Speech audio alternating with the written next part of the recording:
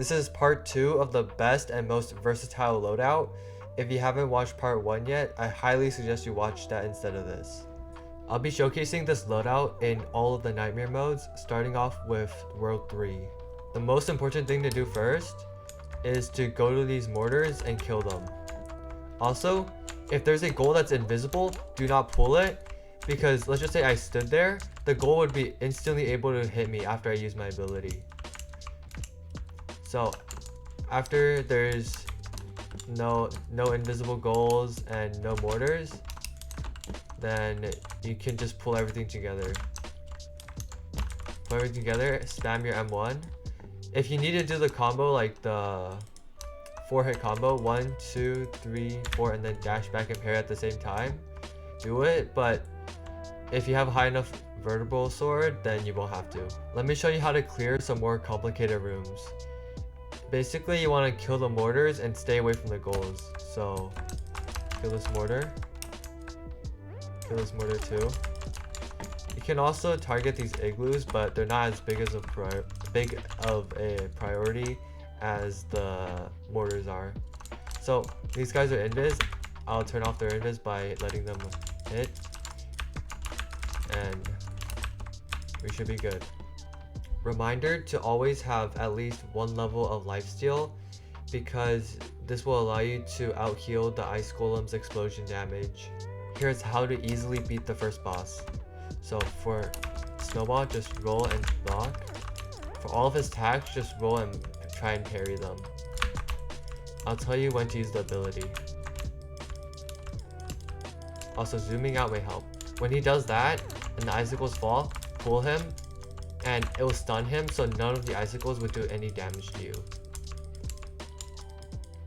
And it should be GG's. This is a tip for when the mortars attack before you can kill them. So like right now, this mortar already sent out his like frost bombs. So I want to pull the enemies away from the frost bombs and do the combo on them. Sorcerers stop you from using your ability inside their circle, but here's how to bypass it. You want an ability first and then dash in. And yep. For the second boss, I suggest you just spam M1, since this will be the quickest way to kill all the sorcerers.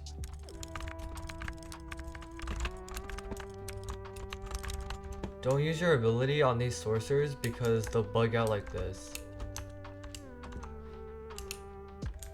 Like what is this? What is the speed, bro?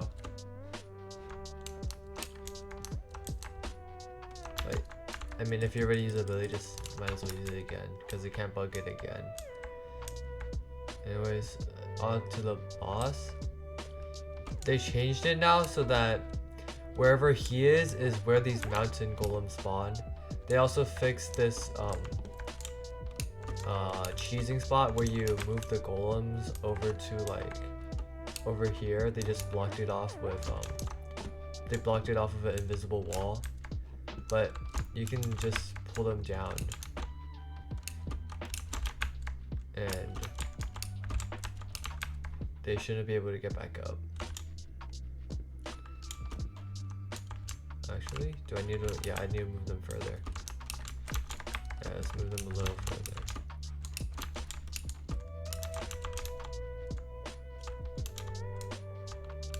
About here. Alright, and now I don't think they will be able to get out. Yep. So if you find a spot like that they can't just like walk over, then the boss is free win. You can also do something really funny with the boss by pulling him into the timeout corner, or like any corner. Make him reflect on his decisions of making the golems overpowered. In chapter 3, you face a new enemy, which is the knight, but you can just ability 1, 2, 3, 4. Oh, he died too early, but basically you just hit him with the same combo. I forgot to mention earlier, but the combo doesn't really work on ice golems since they split pretty easily and the mini ice golems will instantly be able to hit you. So in that case, just do the same thing as flesh giants, and after they burst, just dash away. However, if your vertebral blade is high enough level and you have enough HP, you can just go to the middle of rooms, ability, and just clear it out in like, what's that, 1 to 2 seconds. And if you have lifesteal, it should just heal you enough, like, or even more than like the damage that you took. You can do it again. Let me just get everything back. Yep. And just tank everything.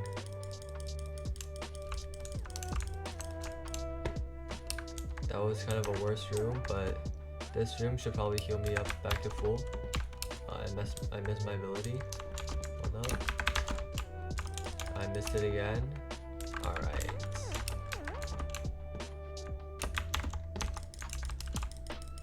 And there you go.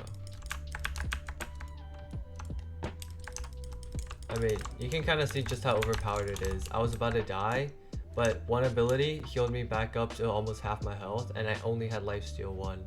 For this boss, for the final boss, there are some pretty good things that you can do with Vertebral Blade. Wait, for this attack, you can just stand inside of him and he can't hit you. So it's free damage. Like basically if you stand inside of Corey with any weapon actually, he just doesn't do damage. Okay, when he does this, just run around and pull him. Oh, never mind. He flew away. But if he does this and he's inside of the ice, just pull him out and it should be way easier to kill him. If a crossbow needs to be repaired and you also want to deal damage to Corey at the same time, you can just pull him into the circle of a crossbow, so you can be repairing the crossbow and also hitting him. Also, if he hides behind a rock and this, let's just say this crossbow, you want this crossbow to also shoot him, right, for more damage, just pull him out into the open so he can get shot by both. Second phase is just a rinse and repeat. By the way, you can't inflict bleed onto Corey, so don't even try it. Specifically for World 3 Nightmare, I would suggest choosing stamina over recovery because you need to dodge way more. Moving on to World 2 Nightmare next. The plan for World 2 is very simple. Just pop your ability as much as possible so that you can clear the rooms out as quickly as possible. Like this room would have been faster if I had recovery. So you want recovery as high level as possible. Nice. Just go to the middle of the room. Basically you do that for all the rooms if you have high enough recovery. And that's the best way. For Maneater, don't try an ability because it's not going to work. Just spam M1 and he should die pretty quickly if your Vertebral Blade is high enough level. In World 2, basically just do the same thing. Also note that you can pull enemies through walls for some reason. So just try and get into the middle of a room and use your ability. Also, you don't need to pick lifesteal because just like one ability and everything's dead. So there's not much, you won't be taking damage from normal rooms. Ability and everything's dead.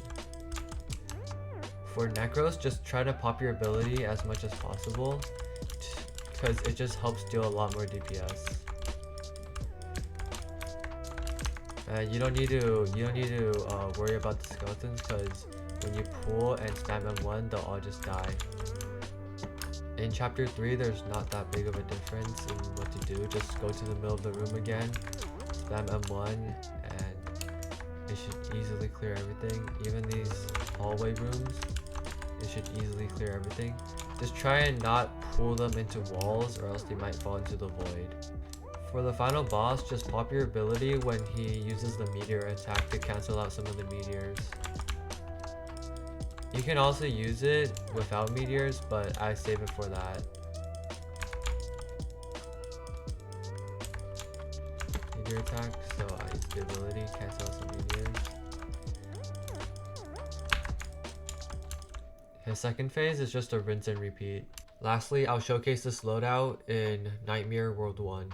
The game plan is basically the exact same as World 2 Nightmare, except the bosses are way easier. On the first boss, just use your ability to stun him and spam M1. then it should be an easy win.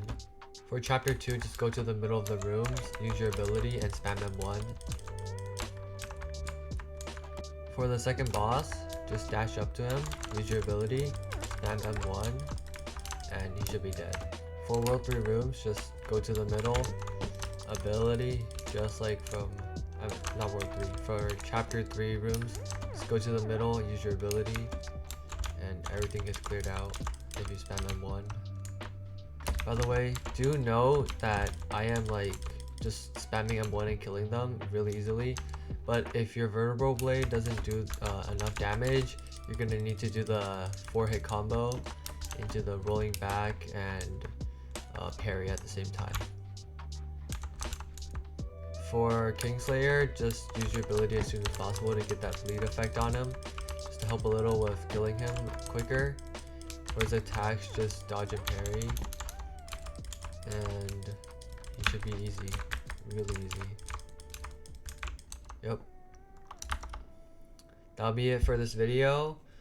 Oh, electric chest, that's really nice. That'll be it for this video. Don't forget to subscribe, and if you buy something, use code Infer.